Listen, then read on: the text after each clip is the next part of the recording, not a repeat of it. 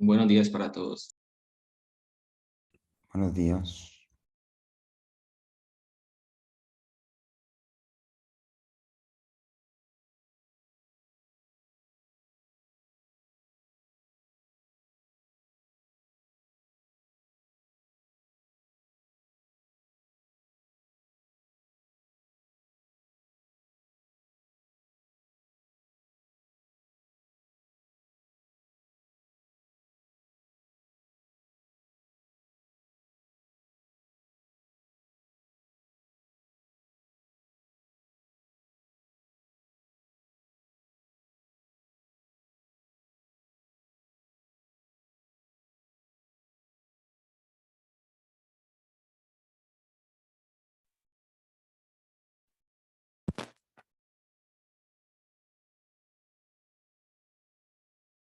Asistentes, ¿cómo amanecieron?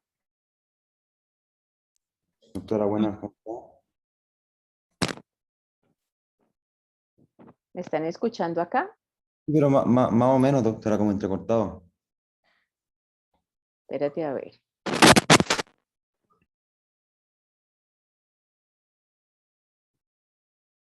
¿Y ahora, Francisco? Ahora sí, mejor. ¿Ahora sí mejor? Perfecto.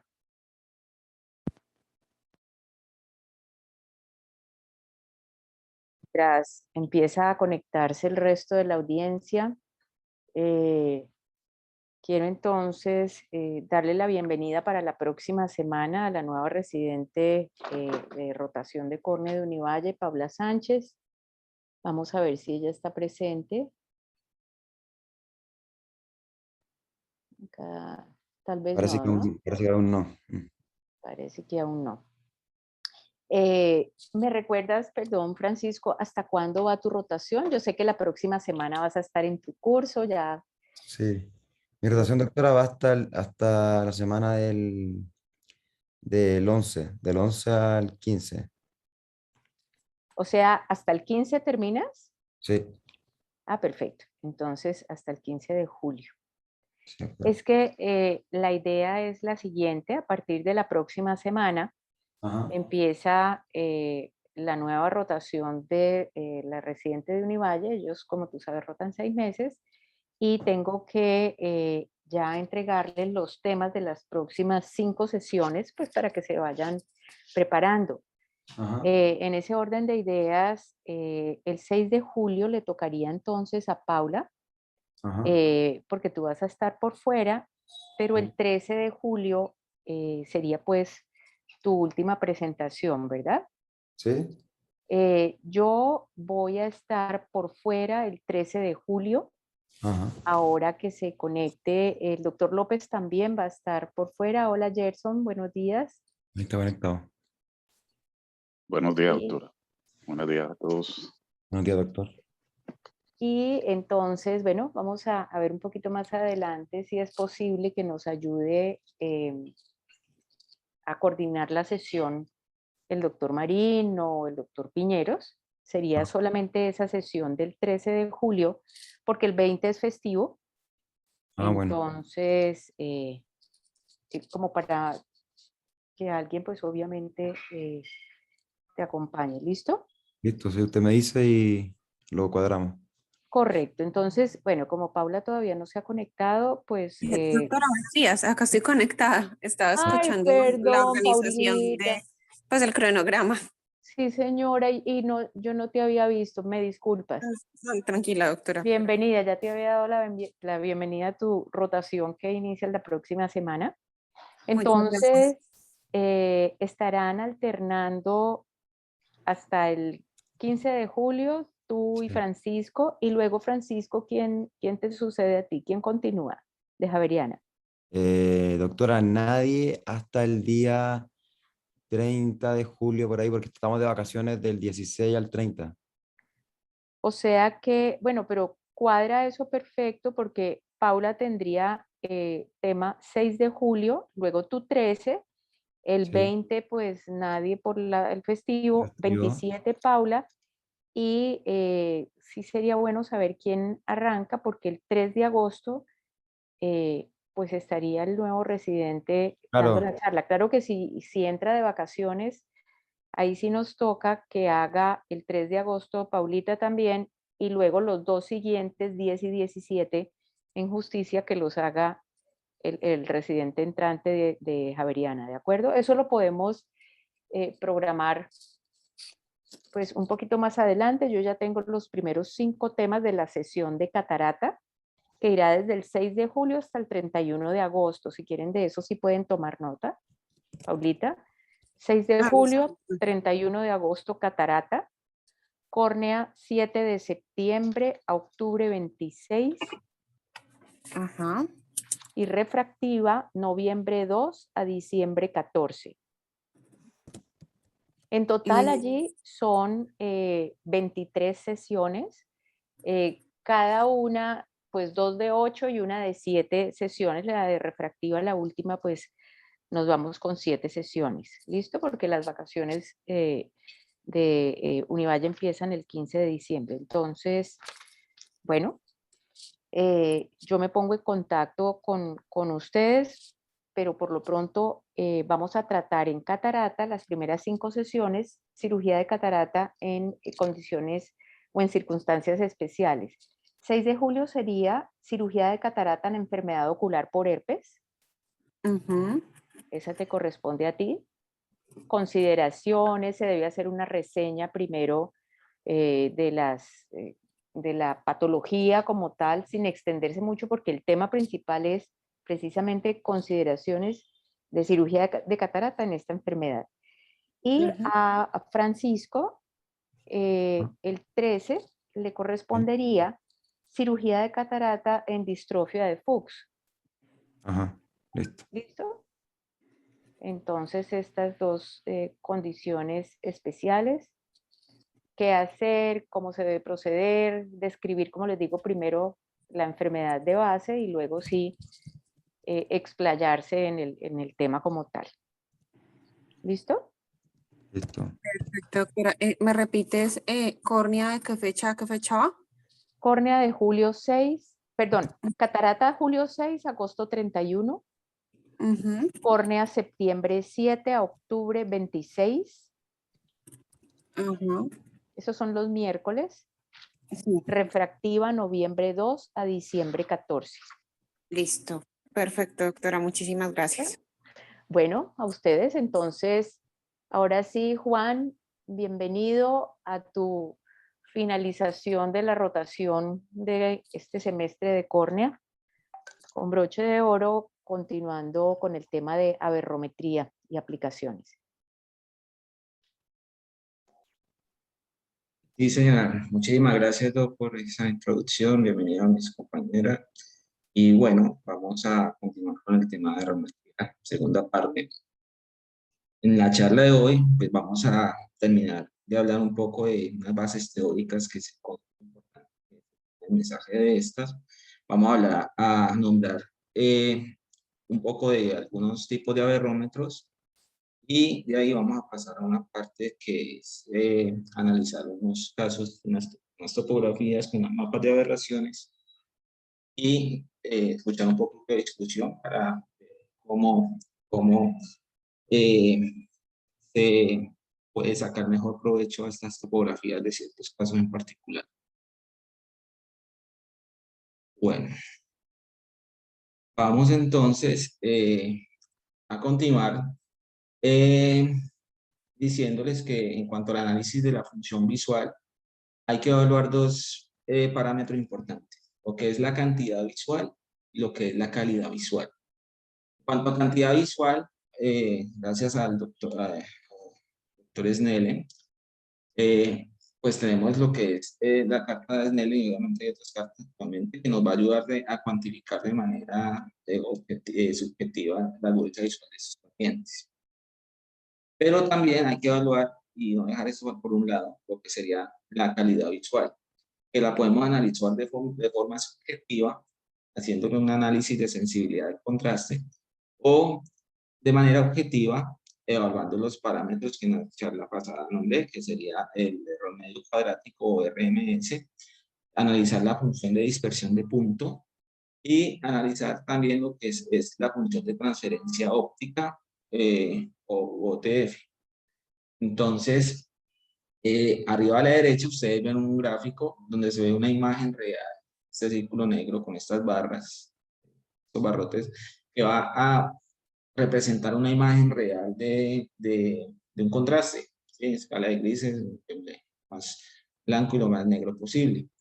Entonces, al hacer el análisis de la derecha, entonces, si vamos a tener una imagen con un buen contraste, como vemos acá, en el recuadro gris, arriba a la izquierda, vemos que se puede hacer una muy buena discriminación de esta sensibilidad de contraste. Y esto se va a reflejar en estas ondas de acá, en estos picos, donde se va por cada una de estas barras, cada estas longitudes de onda, se van a manifestar estos picos y basándose en esa línea de referencia, pues vamos a llegar a concluir que tenemos una imagen de alta calidad. Entonces, tenemos buen contraste, gran altura de estos picos de luminancia y no hay una desviación de fase. Contrario a lo que pasa acá en esta imagen de abajo, donde está completamente emborronado, hay una baja calidad de la imagen con pobre contraste y se representa en la gráfica unos picos de luminancia muy deprimidos y una desviación lateral de la fase, la línea roja de referencia. Entonces, hay diversas formas de analizar esta función visual. Cuando recuerden, cantidad y calidad visual, de forma subjetiva, objetiva, y hay muchas herramientas.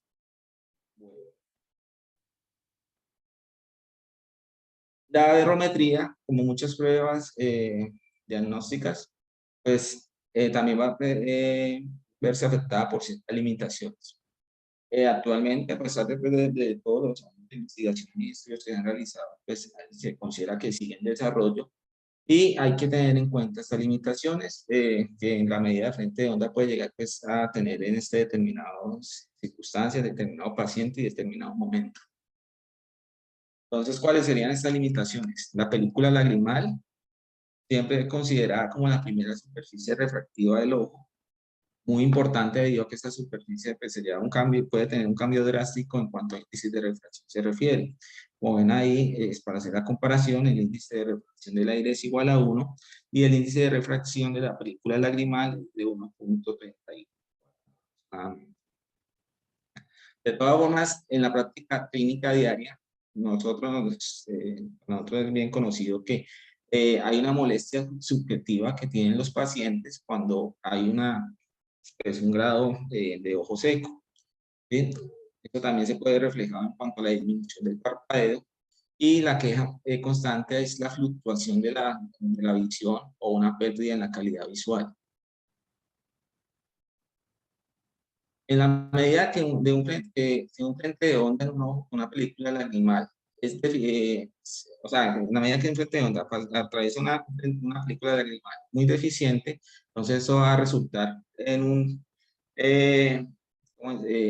un resultado de una aerometría pues, bastante regular y se van a producir muchas distorsiones de alto orden que van a pues, manifestarse principalmente como un astigmatismo irregular.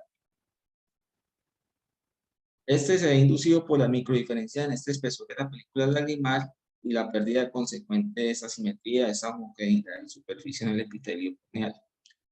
Como vamos a ver acá en esta gráfica, en este ejemplo, donde arriba, en la parte de arriba se ve las imágenes por retroiluminación tomadas con un aerómetro de Harman-Schack, donde se van a ver pues, su representación gráfica y se ve su mapa de fase.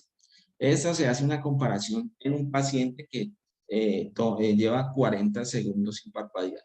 Entonces hacen la comparación. Acá arriba la retroiluminación y después de 40 segundos ustedes ven acá en la porción de arriba por la retroiluminación cómo se empieza a distorsionar la imagen. Que se ve reflejado acá en el aerómetro. Si está bien la película lagrimal, se ven todos los puntos simétricos, se ven bonitos, pero ya cuando esta película lagrimal empieza a verse distorsionada, se va a manifestar en esta toma de la imagen del aerómetro y el mapa de fase va a cambiar completamente. Esto es como una demostración de esta limitación en cuanto a película lagrimal. Importantísima hacer aquí en lo de la película Lagrimal, pues un comentario. En el momento en que se está tomando el examen, aquellos equipos que tienen, en el caso, por ejemplo, del topógrafo y averrómetro de Galilei, que tiene el disco de plácido combinado, ¿sí? Con el Scheimpflug, es una ayuda importante porque el reflejo de las miras del disco de plácido sobre la superficie de la córnea le permite ver a uno cómo está esa película lagrimal, ¿sí? En caso de que esos anillitos estén un poquito distorsionados, pues en ese caso uno le pide al paciente que parpadee o le pone una gotica de lubricante, etcétera, para poderlo regularizar. O en el caso de los equipos averrómetros que no lo tienen, el operador que está tomando el examen tiene que estar muy pendiente de este punto de la película lagrimal, precisamente porque esto puede inducir falsas aberraciones y fluctuaciones en las medidas que no son reales. ¿Listo? Entonces, a tenerse muy en cuenta. Continúa entonces con el segundo punto que puede afectar la medición de las aberrometrías, el tamaño pupilar. Muchas gracias, doctor. Y es el contorno de un mapa de aberrometría, así como las aberraciones que se presenten, pueden variar de forma importante dependiendo del tamaño de la pupila. Nosotros, en oftalmología, nosotros somos, no sé cómo llamarlo, somos como, o sea, afortunados o somos muy, eso en la forma en que nosotros trabajamos en espacios muy pequeños, ¿sí? Y se demuestran en que un solo milímetro que cambie el diámetro pupilar puede representar diversas variaciones en términos de su área cuadrada en su forma, y esto lleva a que las aberrometrías que se tomen también varían de forma importante. Entonces, siempre tener en cuenta el defecto difractivo que puede generar el borde de la pupila, o sea, el tamaño del borde de la pupila también, que este borde ejerce sobre los haces luminosos que van a constituir la medida del aberómetro. ¿Por qué? Porque estos van a limitar la calidad de la adquisición de estos mapas de aberrometría en pupilas muy pequeñas, o van a falsear estos datos en pupilas muy grandes o que estén dilatadas farmacológicamente cuando están bajo ciclopriegio, por ejemplo.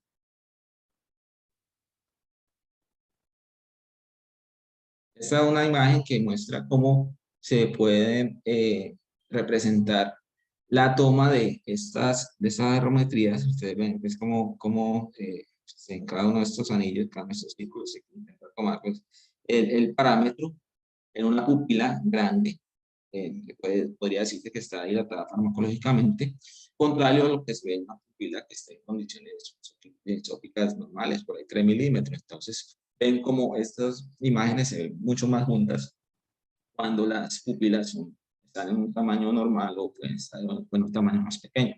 Entonces, esto también es sumamente importante a tener en cuenta. Otro parámetro a considerar es la aberración cromática. En cuanto a las tecnologías actuales de aberrometría, pues hemos visto que la mayoría utilizan longitudes de onda coherentes y monocromáticas. Principio de aplicación de longitudes de onda láser que generalmente se hacen bajo el espectro del infrarrojo. Estos haces de luz miden la distorsión del frente de onda, pues esto poseen una sola longitud de esta onda, lo cual es constante y no se va a modificar en su trayecto de entrada ni de salida. Pero es importante tener en cuenta que las innumerables longitudes de onda, cuando estamos hablando de los colores, del mundo multicolor, van a ocupar diferentes lugares que van pues cuando se hace el enfoque en el grosor de la retina.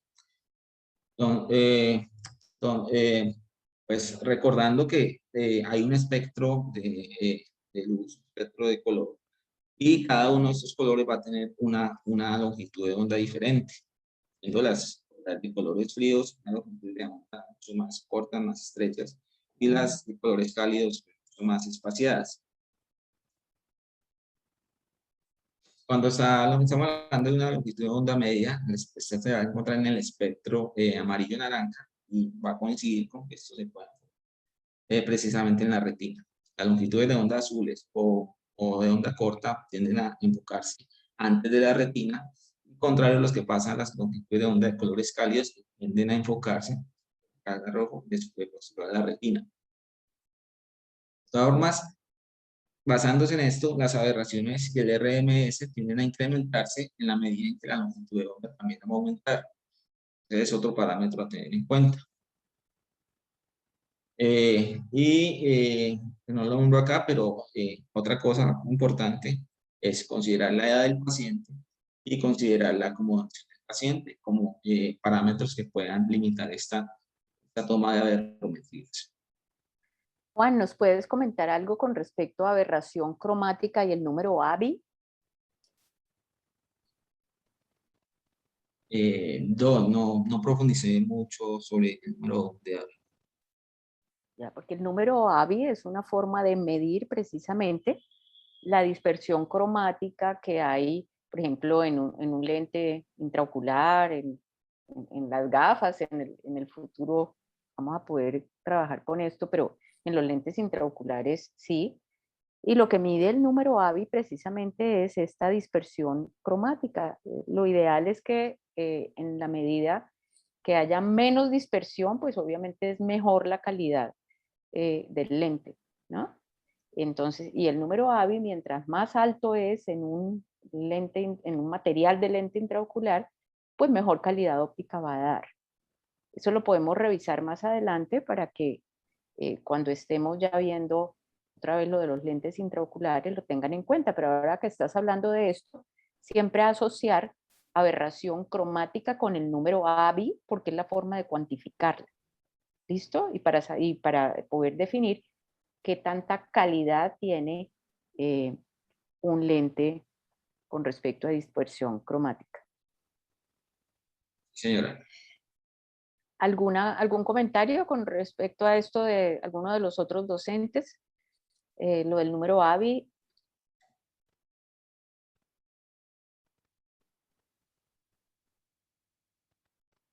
Listo. Continúa entonces, Juan. Gracias, doctor. Bueno, ahorita vamos a pasar a hablarlo, pues a nombrarles una generalidad sobre los tipos de aberrómetros. Básicamente es decirles que hay dos tipos de clasificación de estos dispositivos. Uno son de acuerdo al lugar donde se hace la toma de la imagen que se va a analizar, y los otros se basan pues en el principio de funcionamiento de estos dispositivos. En general, para tener en efectos prácticos, el mejor análisis se debe hacer desde el punto de vista donde el sitio donde la máquina va a capturar la imagen que se va a analizar. Entonces, teniendo en cuenta este principio, hay unos que se van a llamar aberrómetros de proceso interno o ingoing process, y otros de proceso externo o outgoing process.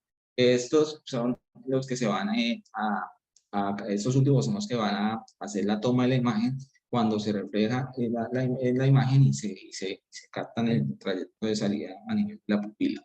Mientras que los de procesos internos lo van a hacer a nivel del plano retinal.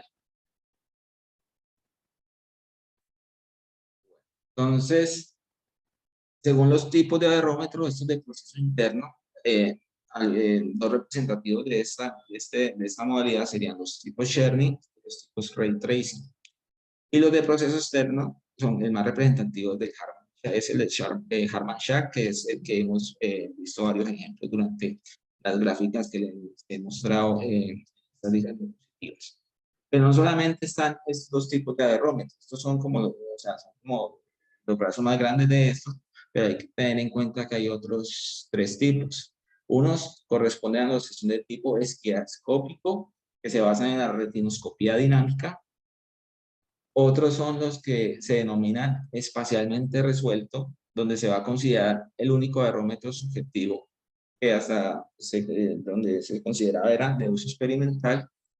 Y los otros son los aberrómetros corneales, que están basados en la topografía corneal de alta resolución, y pues más adelante le van a nombrar varios tipos de aberrómetros, pero Dentro de los más representativos en nuestro medio tenemos ahí el Galilei.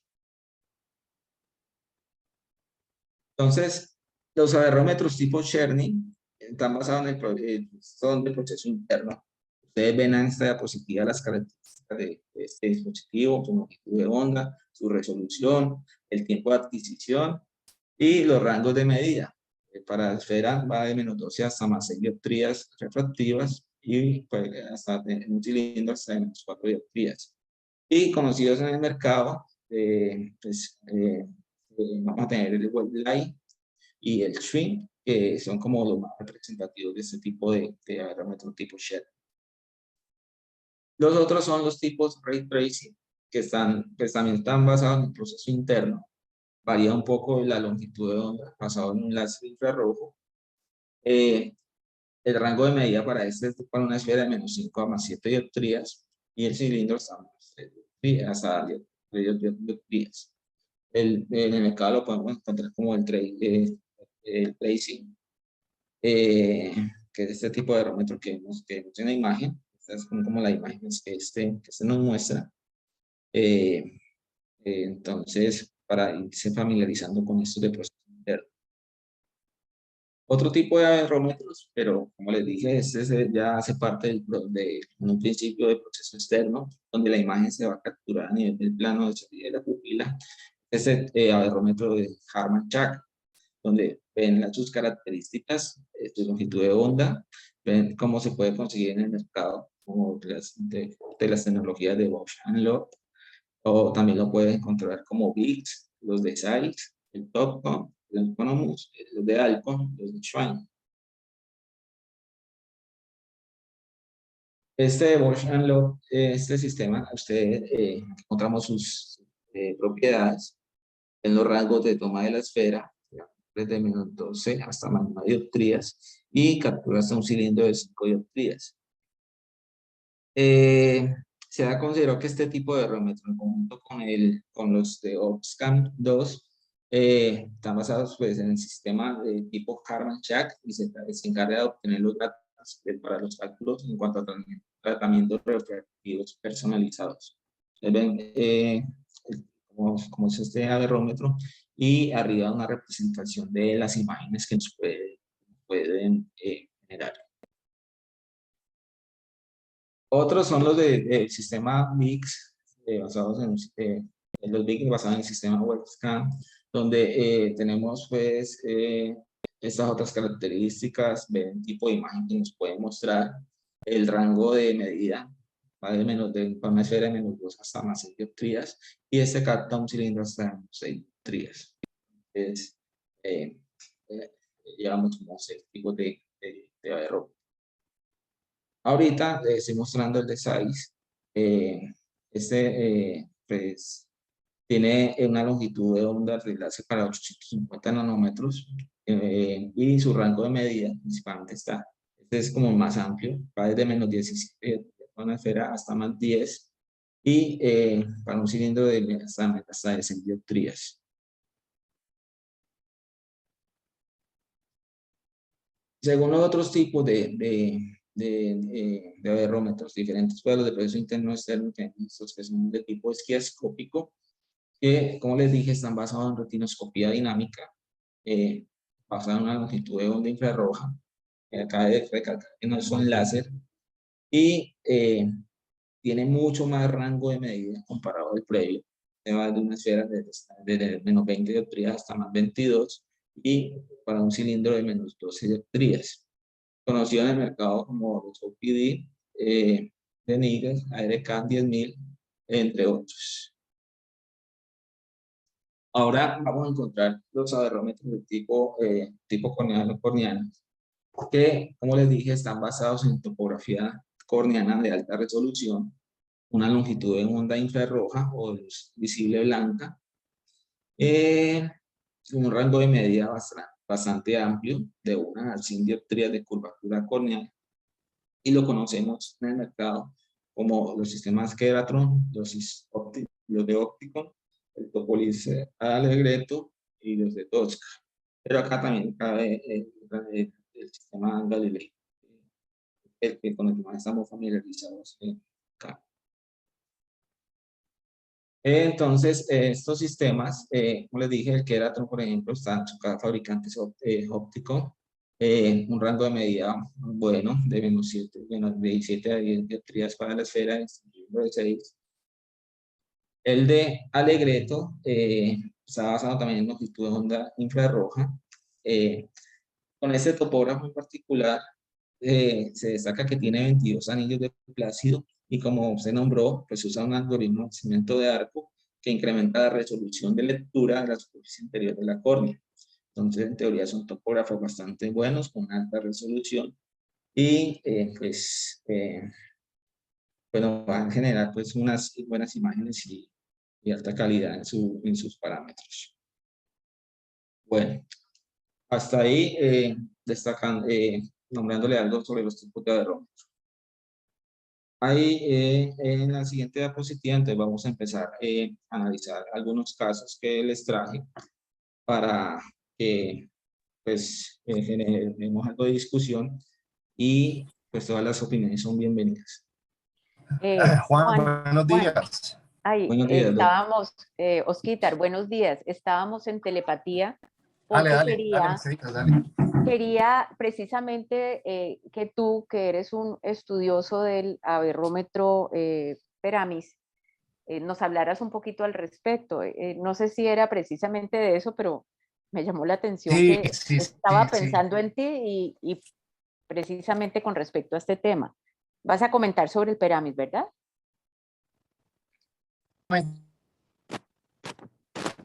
Sismología de Cali, pues hemos tenido varios, bueno, 12 aberrómetros. En este momento, desde el año, que sería Merceditas, como 4 o 5 años. Más o menos. Tenemos,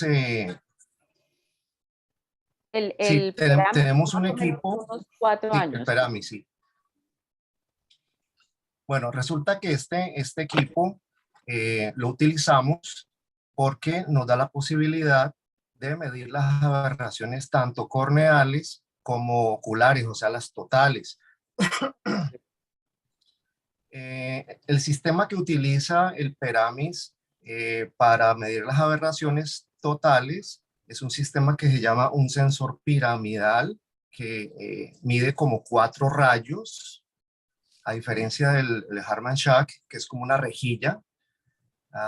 Este tiene como 4 haces de luz que entran, se reflejan en la retina y al salir son sensados pues, por el sensor piramidal. Digamos que en teoría los fabricantes de este equipo dicen que la medición de las aberraciones es más exacto que el Harman Schack. Pero bueno, cada cual, digamos, defiende su tecnología. Yo allí agrego algo y es que el Peramis tiene 45.000 puntos de medida, mientras mayor cantidad de puntos tiene un equipo, obviamente más detalle da, ¿no? Esto en cuanto a lo que estás diciendo de el fabricante dice, sí, dicen que tiene 45.000 puntos de medida, así que pues bastante. Claro, uno pensaría que entre más información pues hay más posibilidad de tener una mayor diagnóstico, claro. Una mayor precisión. Ahora, ya vamos a entrar, digamos, a los casos clínicos, pero yo quería como hacer un comentario general antes de entrar a la parte clínica, y es la dificultad, la maravilla de haber descubierto que hay aberraciones oculares de alto orden, poderlas censar con los sistemas de frente de onda, poderlos medir y poderlos corregir. Digamos que eso es maravilloso. De hecho, ustedes recuerdan, pues, mis colegas, que a principios de este siglo llegó el boom de la supervisión. Y cuando íbamos a los congresos nos hablaban de la supervisión, donde los ojos humanos iban a lograr una visión de águila, porque íbamos a eliminar todas las aberraciones y los ojos iban a quedar con una visión superior a lo normal. Pues digamos que toda esta fantasía y todo esto que se pensaba nunca se logró. ni tampoco digamos que era lo ideal, yo diría ya mirándolo retrospectivamente, porque es que las aberraciones, como lo mostró Juan, tienen varias dificultades. Por ejemplo, ¿cómo medirlas? Y Juan mostraba que la medición de las aberraciones cambia con el cambio en la película lagrimal, cambia con el grosor de la córnea. O sea, hay muchos factores que hacen que la medición no sea tan precisa, tan exacta. Si uno coge un paciente, le toma las aberraciones durante el día, a diferentes horas, las aberraciones van a cambiar. Entonces partimos de que medir las aberraciones no es fácil, corregirlas pues mucho menos, porque tenemos que partir de algo, de un dato para poderlo corregir. Entonces, lo otro es qué es lo que vamos a corregir, qué aberraciones son las que el paciente, aberraciones no, digamos, eso quedó atrás. Lo que se habla hoy día es que el paciente necesita las aberraciones, es decir, un paciente normal con unas aberraciones pequeñitas necesita esas aberraciones porque esas aberraciones están compensadas. La suma de las aberraciones individuales de cada paciente hacen que la calidad del paciente, la calidad visual del paciente sea buena. Si nosotros eliminamos todas las aberraciones o cambiamos la composición de las aberraciones, podemos lograr que en vez de mejorar la calidad visual se deteriore.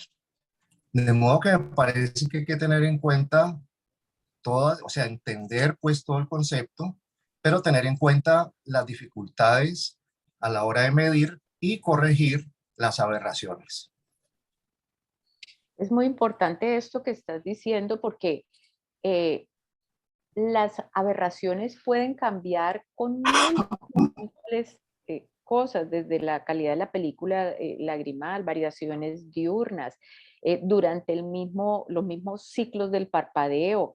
Se han descrito hasta cambios, digamos, en la mujer con los ciclos hormonales, etcétera. Son miles de circunstancias, pero básicamente aquellas aberraciones, de acuerdo a lo que hemos revisado en el polinomio de Cernic, mientras más altas arriba en la pirámide y más centrales, pues más significativas son, y esas son a las que nos enfocamos en tratar, y las que si medimos una y otra vez pueden tener mayor repetibilidad, ¿sí?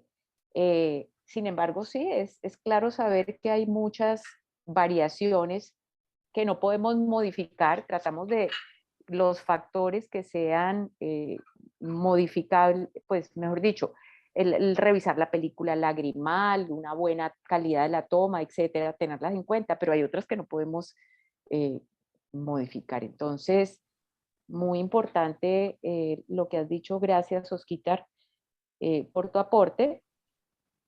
Con respecto a nuestro averrómetro Peramis, y procedamos entonces con la revisión de los casos para poder aplicar todos estos conceptos que nos has dado, Juan. Señora, muchas gracias, profesor Lux. Bueno, vamos entonces a analizar unos casos. Vamos a empezar por este de acá. Se trata de una mujer de 27 años que tenía un antecedente de una pico de larga data. Y cuando se hace su consulta inicial, pues, se valora y se encuentra una agudeza visual lejana sin corrección de 20 cuentadedos a 2.5 metros para ambos ojos y cercana también en cuentadedos. Se realiza pues, la refracción y el ojo derecho se encuentra en menos 6,75 con menos 0,75 a 75 grados. Y el ojo izquierdo, muy parecida, está menos 6,25, menos 0,75 por 105 grados. Se toma la refracción bajo cicloplegia y da el mismo valor. Esta paciente pues, se le hace todo el examen, toda la valoración,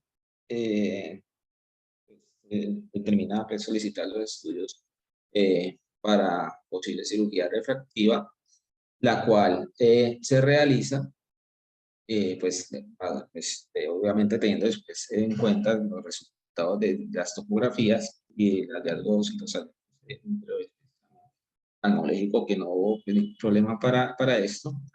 Y cuando se decide este paciente llevar a Trans-PRK, la cual fue pues, bastante, o sea, una complicación, 3 meses después se revalora su seguimiento y se obtiene una agudeza visual de 20/20 para ambos ojos, lejana sin corrección y cercana sin corrección de 20/25.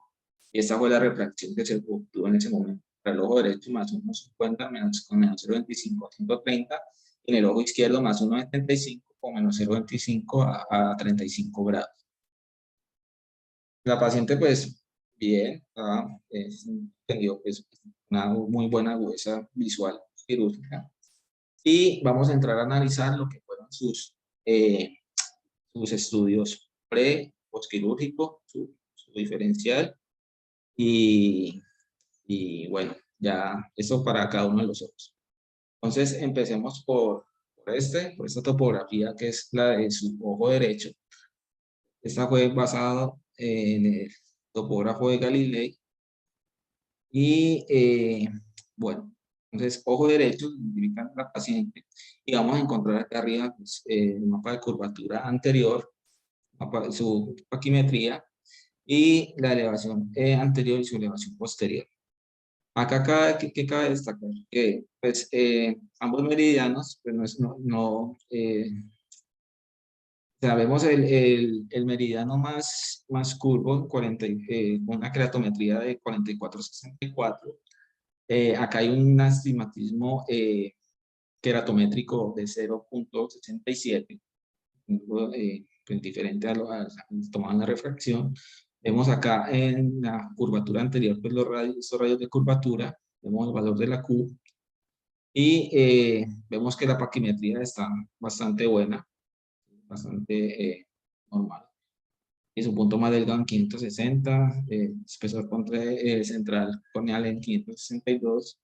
Cuando se hacen los parámetros, se revisan los parámetros biométricos y de cámara anterior, pues hay un Y de 1152, buenos volúmenes de cámara anterior y profundidad de esta, una pupila de 262 cuando se hizo el examen, un ángulo capa de 0,26.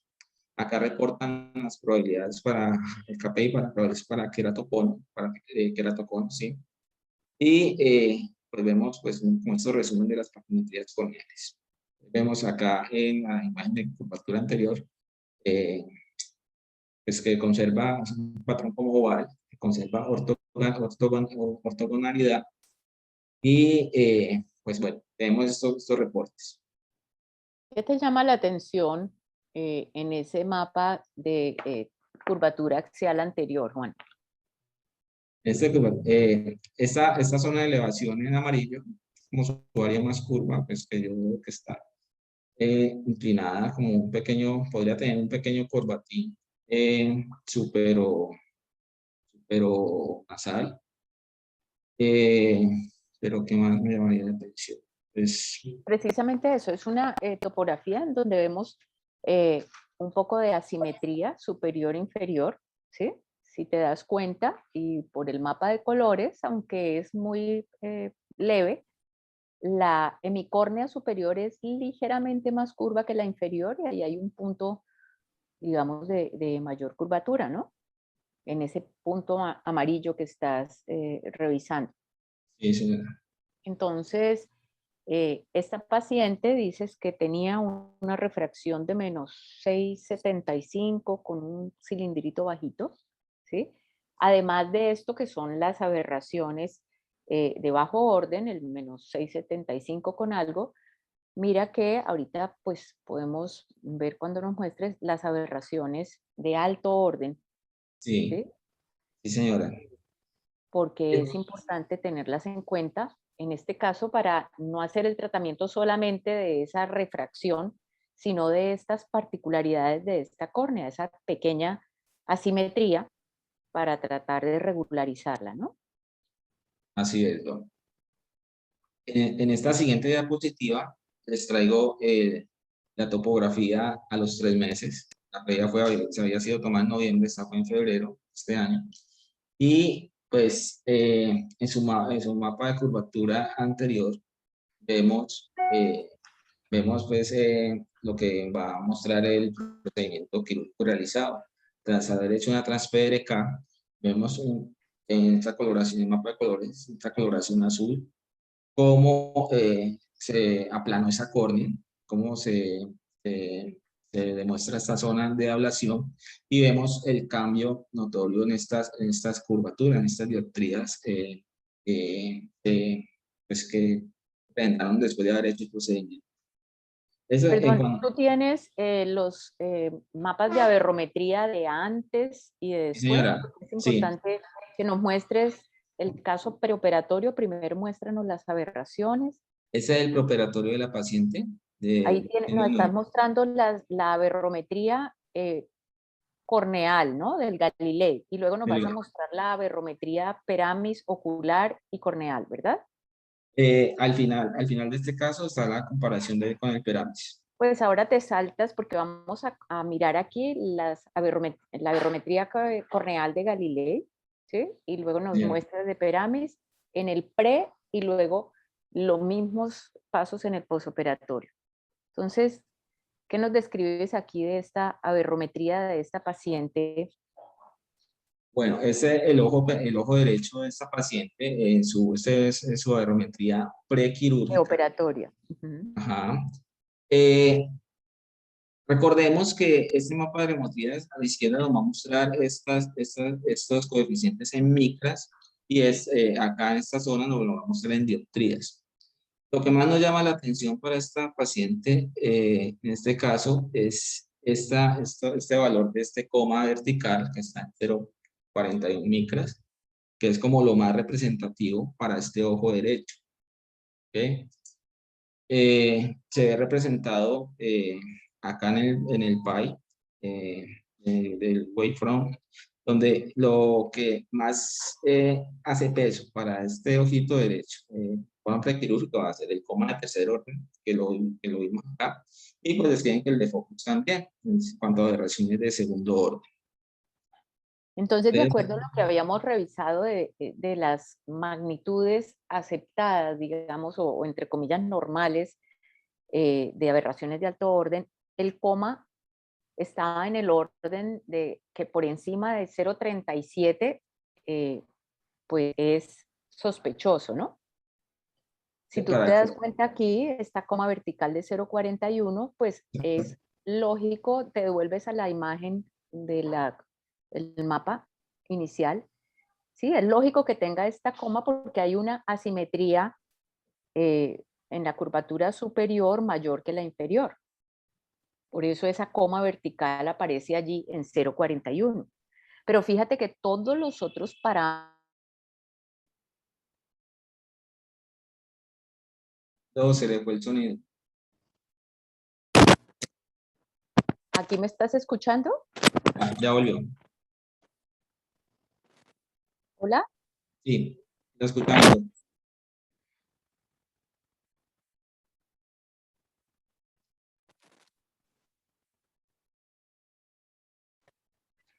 Hola, Do. ¿Hola? La escuchamos, Do. Aló.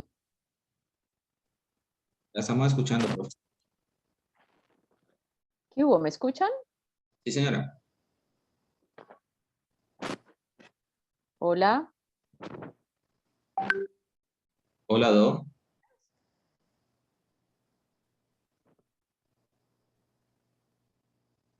Es que yo no escucho si...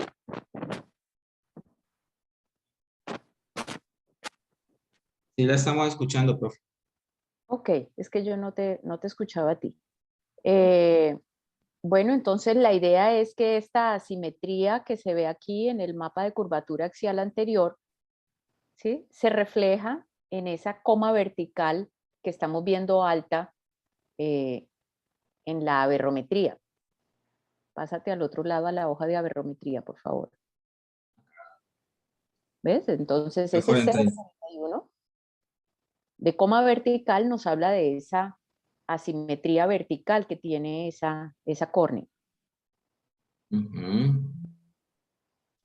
Esa paciente tiene entonces una coma vertical alta, pero el resto de las aberraciones están, digamos, dentro de límites normales. Y aquí en el PAI de las aberraciones o ¿sí? Nos habla que el desenfoque y la coma son las que más pesan, como estabas diciendo, en la visión de esta paciente.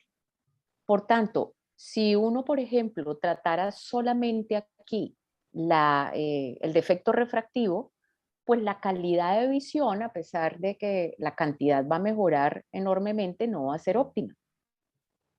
Por Ajá. tanto, esta paciente hay que pasarla por el árbol de decisión para saber qué tipo de tratamiento hacerle, y obviamente el tipo de tratamiento que hay que hacerle aquí es un wavefront corneal. ¿Sí? Tratar de regularizar esa asimetría corneal para que no solo mejore cantidad de visión, sino calidad de visión. Y eso. Bueno, Si te das entonces, cuenta, entonces, aquí en las aberraciones de alto orden, con un diámetro pupilar de 6 milímetros, en el preoperatorio, allí, sí. a la izquierda, pasa el cursor a la izquierda y arriba, donde dice RMS, 0,49 micras, abajo, como el RMS, Total Corneal Wavefront, Acá, abajo. Ujú. pues sí, ahí lo estás viendo, pero también lo puedes ver aquí en el mapa de la izquierda, donde dice el Total Corneal Wavefront, Ujú. en pupila de 6 milímetros es de 0,49.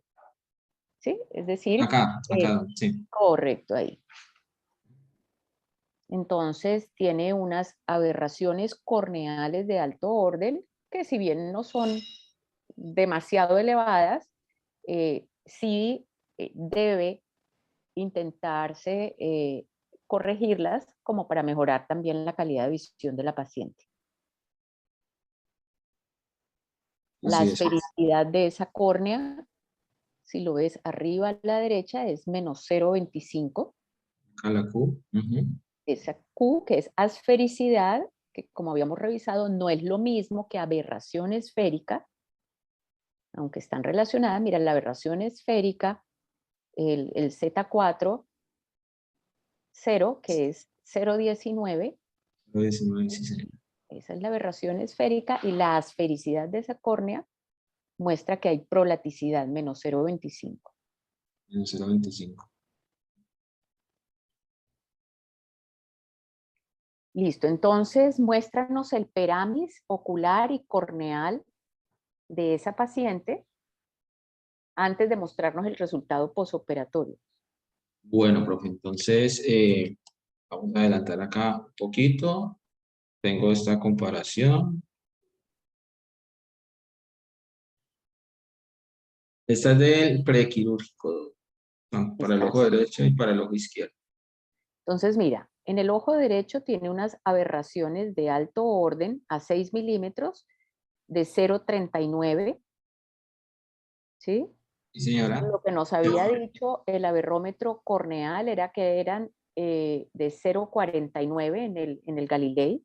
En Y Galileo. las aberraciones oculares, perdón, aquí están las corneales del ojo derecho 0,39, del ojo izquierdo 0,24.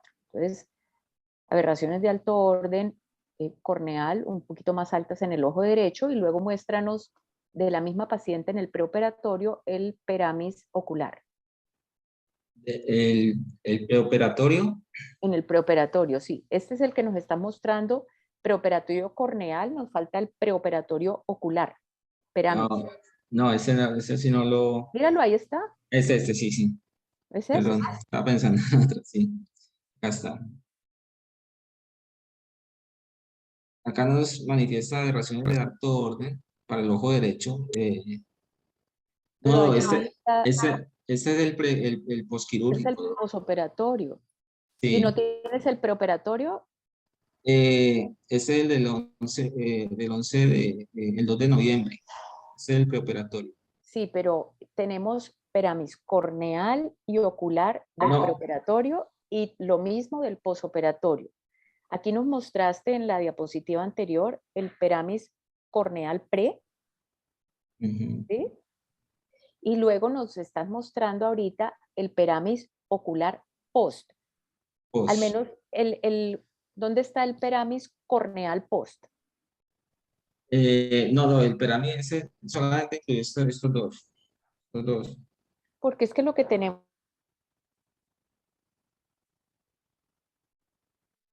que ver es comparar un tratamiento personalizado corneal, que ese fue el caso, cómo quedó esas aberraciones corneales y Todo se le fue el sonido. las oculares antes y después.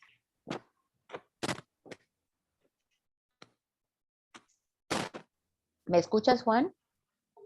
Se entrecortó todo, pero Que tengo bueno, inestable internet, según dice aquí, carambas. ¿Pero me estás escuchando acá? en ese momento sí. Listo, entonces que la idea es revisar el peramis corneal pre y post quirúrgico para que podamos ver las aberraciones que se corrigieron y las que se aumentaron, etc. Ese es el ejercicio para tratar de ver la utilidad, digamos, de esto y la aplicación del tratamiento personalizado. Bueno, no, solamente tengo el peramis ocular. Bueno, entonces pues continúa como tenías tú la presentación. Bueno, profe. Pero Bueno, este es el ojo derecho del posquirúrgico. ¿eh? ¿Sí, señora? Es el postoperatorio, Ajá. ¿sí? Esta es una paciente mía, entonces pues por eso la conozco. Este es su ojo derecho, en donde la visión posoperatoria es 20/20, espontánea, y tiene, de acuerdo al OPD, una refracción de menos 0,25 menos 0,25 a 11. Puede haber allí, obviamente, un componente acomodativo. La paciente es joven. Refractivamente, tú manifestabas algo de más 1 y pico. Refractivamente está en más 0,75. ¿Sí? Unos 50, es que yo tengo la historia acá. Sí, Más no, 0,75 menos 0,25 a 150. ajá. Esa es la refracción, Señora. pero el subjetivo es neutro. El subjetivo le dio, no, sí, una paciente joven La con paciente una es joven, acomodación. y en el otro ojo lo mismo, más 0,75 menos 0,25 a 75. Si vemos allí la topografía pre y post, pues se ve el aplanamiento importante. Una zona de ablación, señora.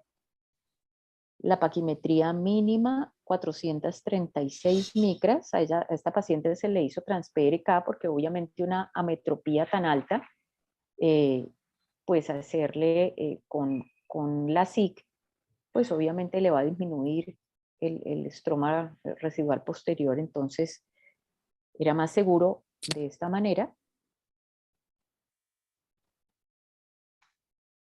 Miren allí los detalles de la paquimetría en el mapa superior derecho y la elevación anterior y posterior que muestran pues este aplanamiento en la elevación anterior, aplanamiento central, y en el mapa de elevación posterior un prácticamente mínimo o despreciable cambio con respecto al preoperatorio.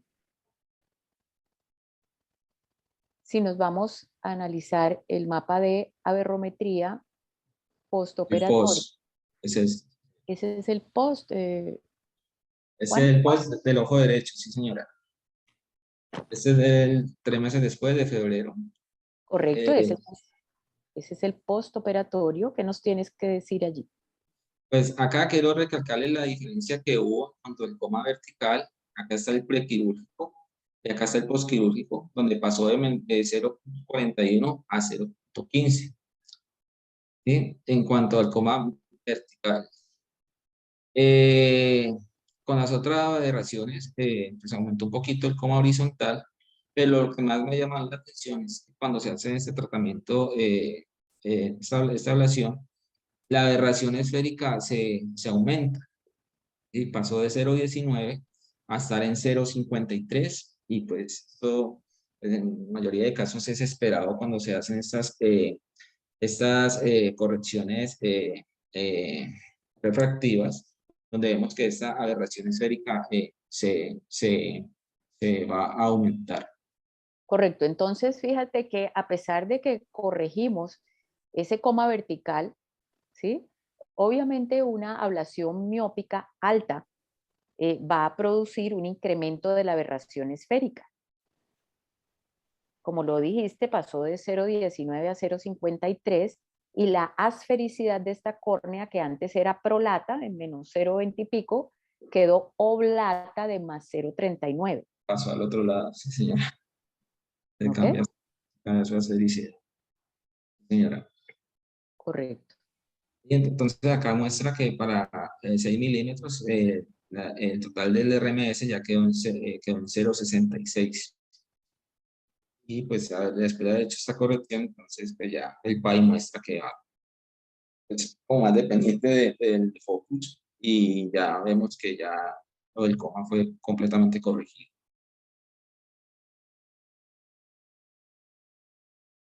Entonces vemos este 0,53 de esta aberración esférica y este se ve el diferencial que hubo en el seguimiento del paciente, donde en la primera columna vemos el mapa del postquirúrgico.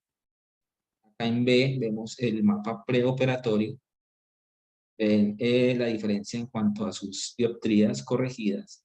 Pasó pues el más plano, pasó de 44,2 a 37,7, el más curvo de 44,6 a 38,7. Se ven los valores de la Q, de la esfericidad, como bien decía la doctora. Obviamente unos cambios a nivel de la paquimetría, está más delgada.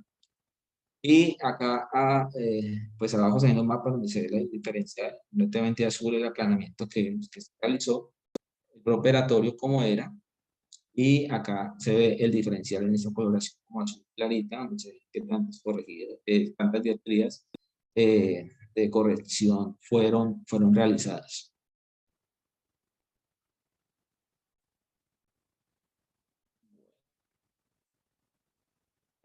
Hasta acá, el ojito derecho.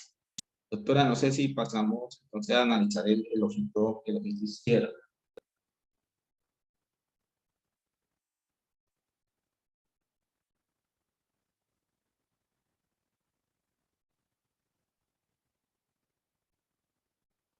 Démosle una esperita a la doctora Acevedo, que va a cambiar de dispositivo, que tiene problemas de sonido. Ya continuamos.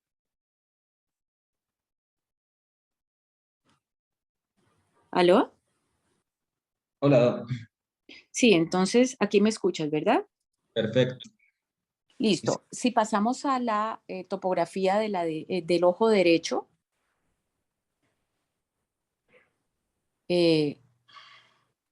pasemos a la de aberrometría, pues para que podamos...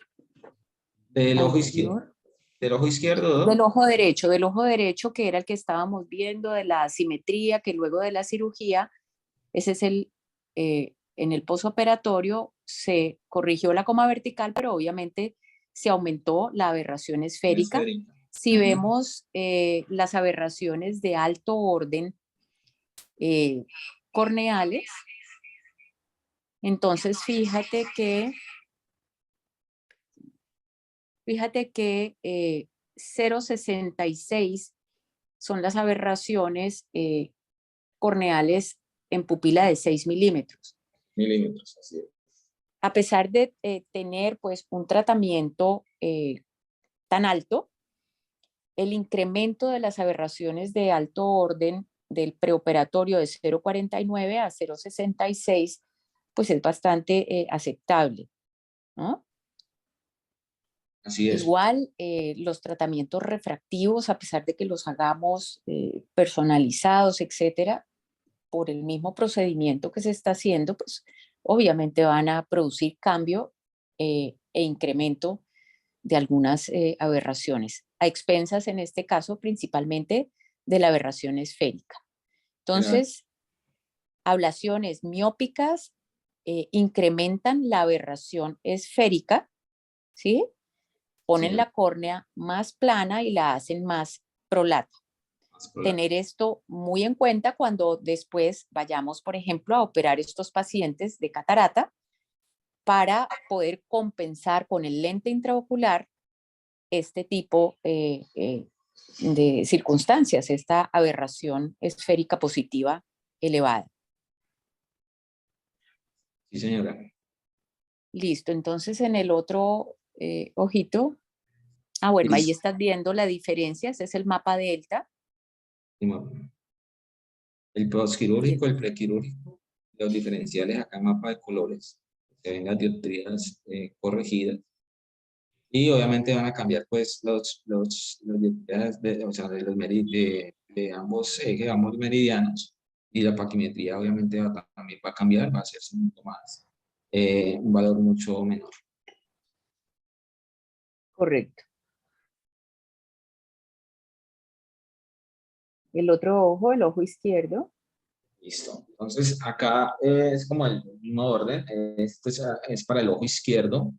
En este ojito izquierdo vemos una curvatura anterior. Vemos que es un poco más simétrico. Veo que conserva la ortogonalidad. Se representa una córnea de una paciente miope, según este mapa de colores. Vemos un astigmatismo pequeño, 0,21, astigmatismo que era atométrico, perdón, sí, bueno, era atométrico Sí, y topográfico. topográfico, y acá se destaca que tiene una buena córnea esta paciente, toma del GAM 562, buenos volúmenes en cámara anterior, y pues reporta un KPI de 0%. Veo, ya voy a pasar al mapa de aberraciones para este ojo izquierdo, donde acá se va, este mapa para este ojito izquierdo, pues las aberraciones no estaban tan mal. La verdad, ahí muestra que estaba más dependiente del de focus, un astigmatismo de segundo orden y de esfera, pero los valores acá en micras, yo no, o sea, no están alterados. Correcto, están normales y mira el RMS a 6 milímetros de las aberraciones corneales está en 0,31. 0,31. Es muy bajo, ¿sí? Es una córnea que tiene muy buena calidad visual. Sin embargo, como vamos a hacer un tratamiento refractivo tan alto, cuando se mete en el árbol de decisión, luego vamos a hablar de programación en refractiva y demás, esta paciente da para wavefront corneal, ¿sí? Lo que tratamos de hacer con esto es que esa ablación tan importante miópica, pues genere la menor cantidad de aberraciones secundarias diseñando un perfil especial, un perfil asférico. Entonces, fíjate aquí, la aberración esférica preoperatoria es 0,21 y la asfericidad de esa córnea prolata es de menos 0,30. Menos 0,30. Luego en el postoperatorio. Acá tenemos el postoperatorio de este ojito izquierdo. Vemos cómo después de hacer la ablación se induce también de nuevo aberración esférica. Entonces pasa de 0,21 a 0,53. Correcto, y eso incrementa las aberraciones corneales totales. Mira, a 0,58. Tenían el preoperatorio 0,30, aumentó a 0,58. Acá, hasta ¿Sí? Sin embargo, para esa magnitud de ablación, pues digamos que las aberraciones, aunque obviamente si cambian, pues están dentro de lo esperado, ¿no? Sí, señora. Esta córnea del ojito izquierdo está un poco más simétrica que la otra. Pues, Era más simétrica que la anterior, correcto. sí. Vemos pues, también los mismos cambios, pues inclusive población, afaquimetría con valores menores, las biometrías no tienen por qué cambiar. Y bueno, acá vemos entonces el RMS total en 0,58, como bien decía la doctora. Quería devolver un poquito acá, esta fue su topografía postquirúrgica, realizada pues 3 meses después, donde se destaca acá en azul también en la curvatura anterior, la zona de ablación, las miopías corregidas, y vemos sí, efectivamente mucho más simetría de esta córnea izquierda. Vamos a ver acá el diferencial para este ojito izquierdo. Acá vemos en la primera columna el posoperatorio, en la segunda vemos el preoperatorio, y vemos acá en esta tercera, pues efectivamente los valores diferentes pues, efectuados para este procedimiento. Teniendo en cuenta, Doc, que pues, vimos en estas ablaciones miópicas que se genera un grado o sea, un aumento de la aberración esférica, encontré este estudio local realizado por uno de nuestros profes, que se determinó la predictibilidad de inducción de aberración esférica basada en la esfericidad corneal post-LASIK en pacientes miopes. Perfecto. Pasemos un minutico a la aberrometría de ese caso que estabas presentando y nos devolvemos a revisar este estudio de Osquitar. Entonces, la aberrometría, ya nos mostraste la de Galilei, pero muéstranos la de Peramis, acá, del ojo izquierdo, pre y posoperatoria. Oiga, acá, el ojito izquierdo, esta es la pre. Entonces, si se dan cuenta allí, ya conociendo las topografías de los dos ojos, en el ojo derecho las aberraciones de alto orden corneal en pupila de 6 milímetros eran de 0,39 y las del ojo izquierdo de 0,24. Por esa asimetría vertical que veíamos en el ojo derecho, obviamente estas aberraciones de alto orden son mayores en el ojo derecho que en el ojo izquierdo. Y muéstranos las postoperatorias, el peramis corneal. Ese es el peramis ocular postoperatorio. No, es que no lo tiene. se Bueno, me pero trocaron, entonces sí. aprovechemos este peramis ocular postoperatorio. Básicamente a 4 milímetros equivale cuando hacemos en el peramis corneal o tomamos en cuenta esa refracción a 4 milímetros, es muy parecida a la refracción que tenemos cuando estamos formulando unas gafas, ¿sí? Cuando ya la pupila está mayor, pues es como la refracción que tenemos en condiciones mesópicas. Entonces, esta paciente, si nos vamos al wavefront ocular postoperatorio, tenemos que quedó con más 0,62 menos 0,45 a 10, ¿sí? El equivalente esférico de eso, pues es como un, ¿qué será? Un más 0,4, ¿sí? Y en el otro ojo quedó con menos 0,18. Entonces, por eso es que ella tiene una visión espontánea de 20/20, a pesar de que la refracción postoperatoria objetiva es de más 0,75 en ambos ojos. Exacto, sí, eso llama la atención. Es una paciente joven, con muy buena acomodación, y sí, las refracciones son completamente diferentes, el objetivo como el subjetivo. Y aquí están las aberraciones de alto orden ocular, 0,44 ojo derecho, 0,34 ojo izquierdo en el postoperatorio. Yo creo que traje esa precisamente para discutirlo. En el peramis corneal postoperatorio, ella quedó con unas aberraciones que también están dentro de unos muy buenos niveles. 0,34 ojo derecho y 0,24 ojo izquierdo. O sea que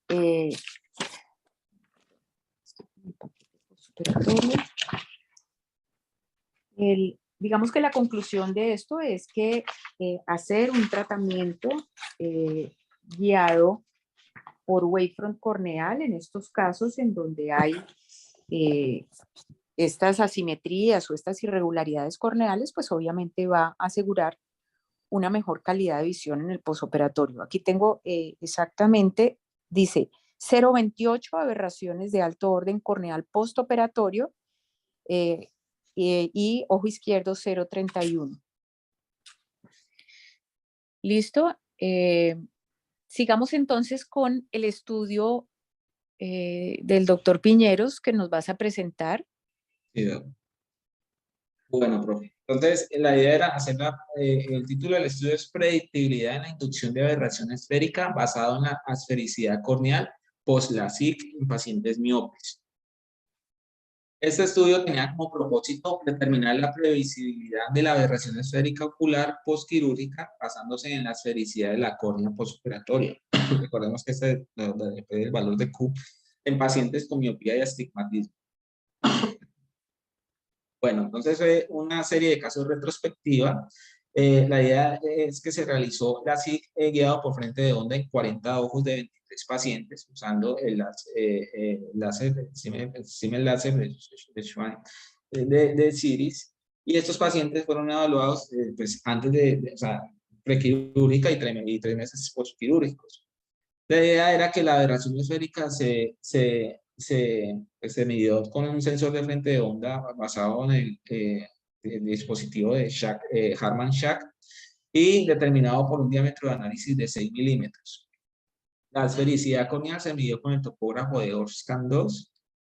Tener en cuenta que la correlación y el análisis se realizó una correlación análisis basada en una regresión lineal y se consideró un valor de P inferior a 0,05 como estadísticamente significativo. Bueno, en cuanto a los resultados, los ojos que fueron tratados tuvieron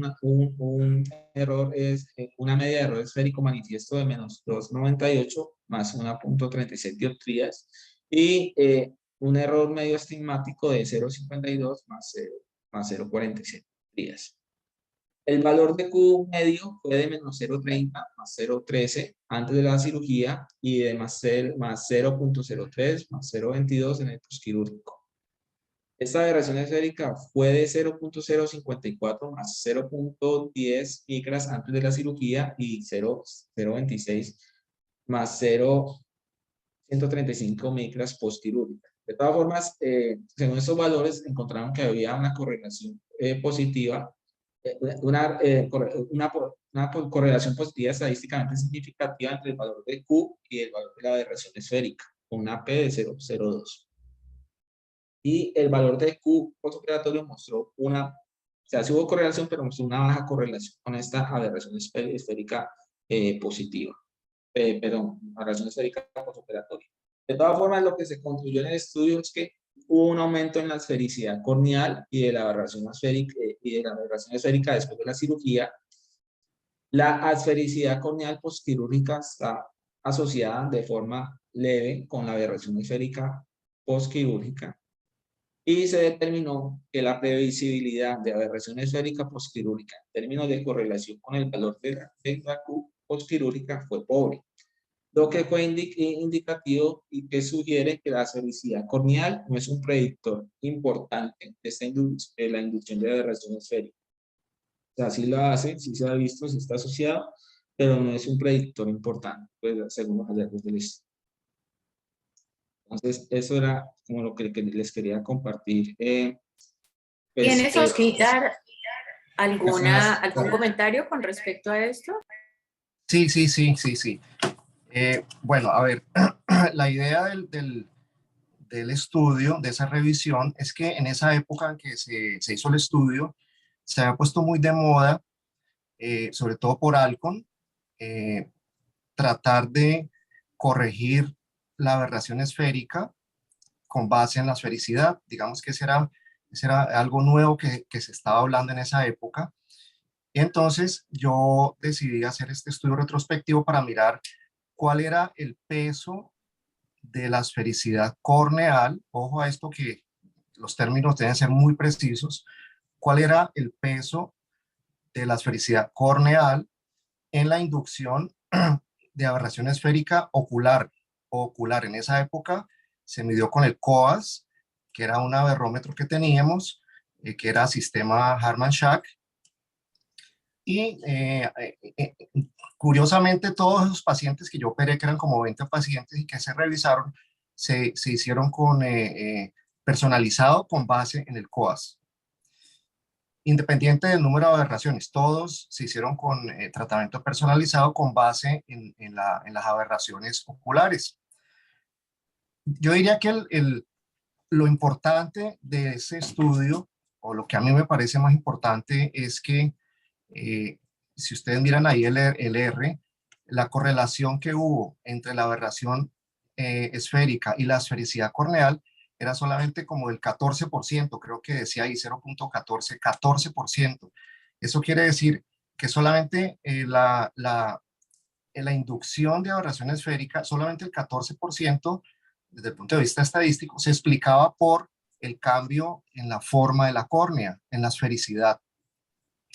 Eso quiere decir que, o quería decir que basar en la corrección de la aberración esférica solo en la esfericidad no era suficiente. De hecho, esos algoritmos que creó Alcon después, digamos, cayeron un poquito en desuso, porque es que había otros factores como por ejemplo, la cicatrización de la córnea, la forma de la ablación que se hacía, lo que se perdía de efecto en la periferia. O sea, había una cantidad de factores que pesaban todos juntos más que la esfericidad corneal. Entonces, digamos, obviamente que sí hay una relación entre la forma de la córnea y la aberración esférica, pero no era suficiente para explicar todos estos cambios de aberración esférica. Y aquí caemos, Merceditas y el grupo, digamos que el punto importante, yo creo que de este caso que ha presentado Juan, es una pregunta que yo creo que no tiene una respuesta todavía completa. Es decir, ¿en qué momento nosotros tenemos que corregir las aberraciones? Y yo lo hice en esa época, yo todos los hacía personalizados con el COAS, pero ¿hasta qué punto, digamos, unas aberraciones que están, digamos, no tan altas, vale la pena corregirlas? Es más, si vale la pena corregirlas. Digamos que esa es como la pregunta grande que hay. Digamos, si un coma vertical, como en este caso de 0.49 o 0.41, se justifica porque está, claro, está ligeramente por encima. Con el Galilei estaba ligeramente por encima, pero si ustedes miran el Peramis, la medida del coma vertical corneal es 0.29, estarían dentro de lo normal. Entonces, ¿cuál es la medida real? ¿La del Galilei, la del Peramis? ¿Es la corneal? ¿Es la ocular? Yo personalmente pienso que en mis pacientes, por ejemplo, no trato de corregir estas aberraciones tan ahí como en el límite, a menos de que estén muy altas. Digamos, yo entraría a hacer un tratamiento personalizado, pero yo tampoco tengo la respuesta final para decidir cuándo corregir o no las aberraciones de un paciente. De hecho, lo que se dice hoy día, digamos, lo más aceptado es que las aberraciones propias de cada paciente hay que tratar de dejarlas como están, a menos de que estén pues muy elevadas, porque uno empieza a desbalancear. Entonces tú corriges coma vertical, pero se te sube el coma horizontal y se te sube la aberración esférica, y al final la combinación de aberraciones uno no sabe si es mejor o es peor. Sí, esa es una pregunta que no tiene una respuesta, digamos, certera.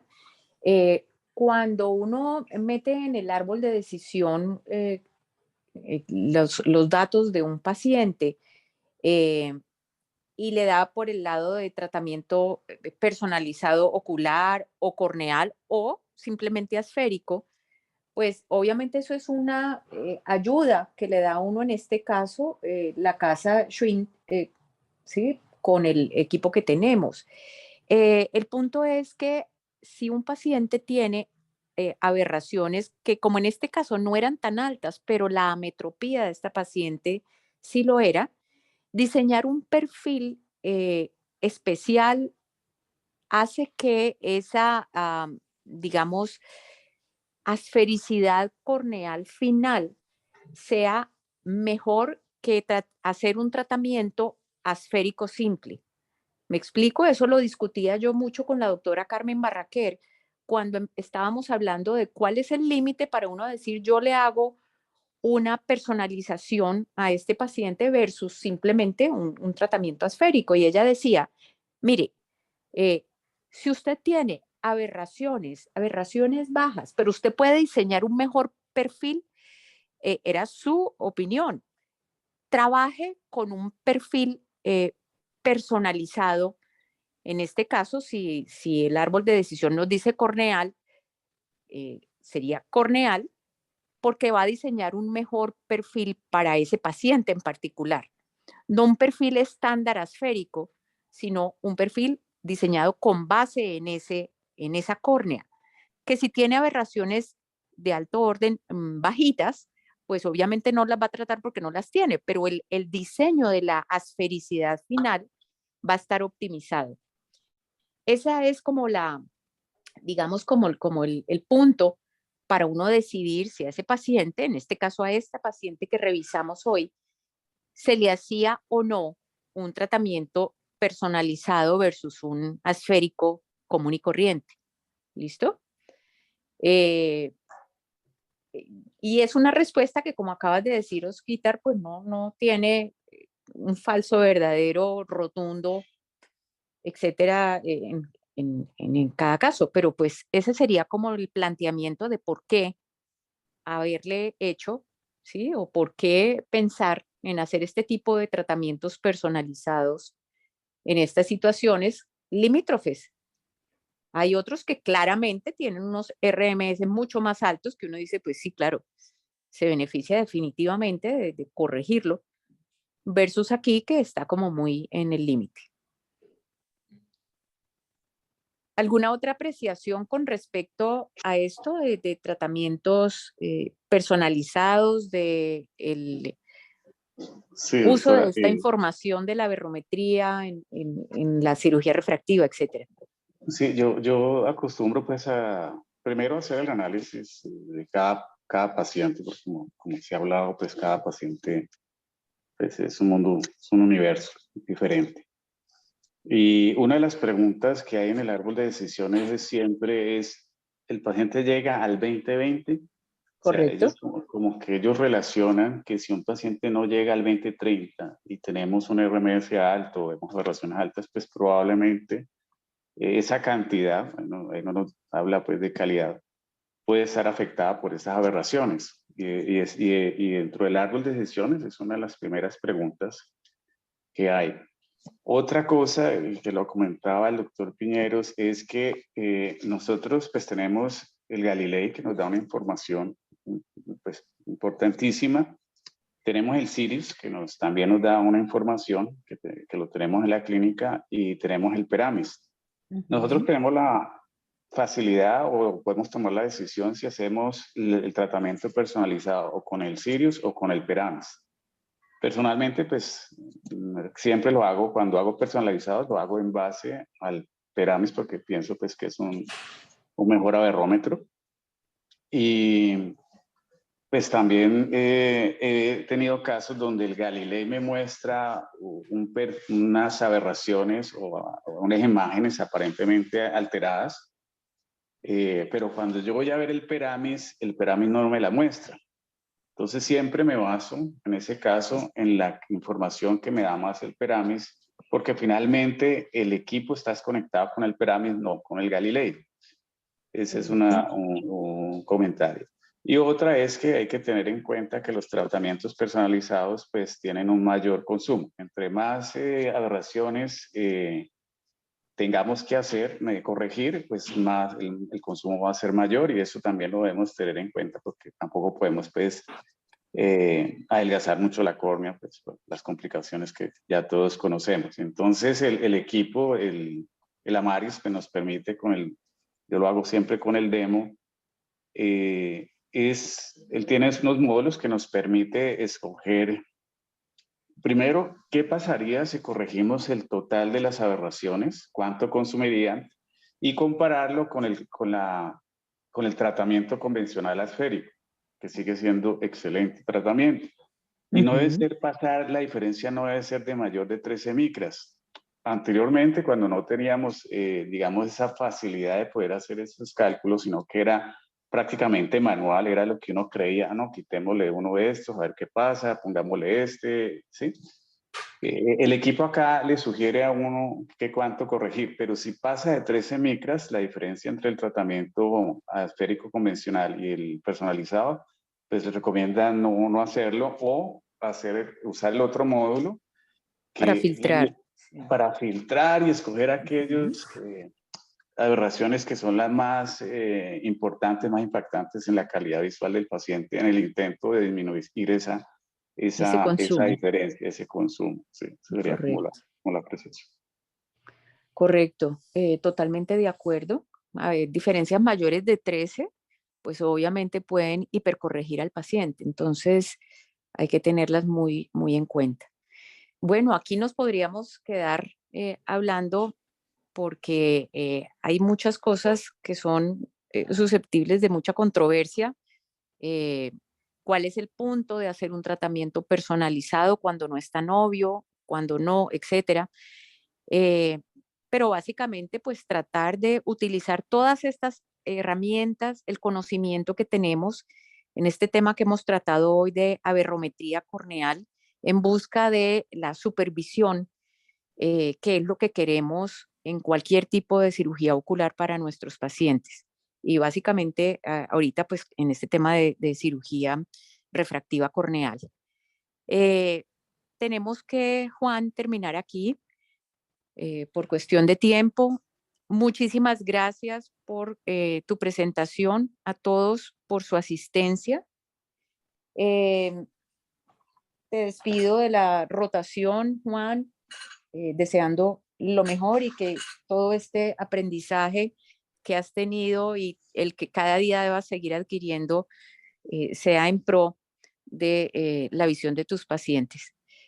Nos estaremos entonces reencontrando la próxima semana con la doctora Paula en el tema, ya en el módulo de catarata, en condiciones especiales, cirugía de catarata en enfermedad ocular por herpes. A todos que tengan un feliz resto de día y semana y nos estaremos hablando la semana entrante. Muchísimas gracias, Doc, por todo. Gracias. Gracias. Gracias. Gracias para todos. Gracias. Hasta Gracias, luego. doctor. Gracias, doctor.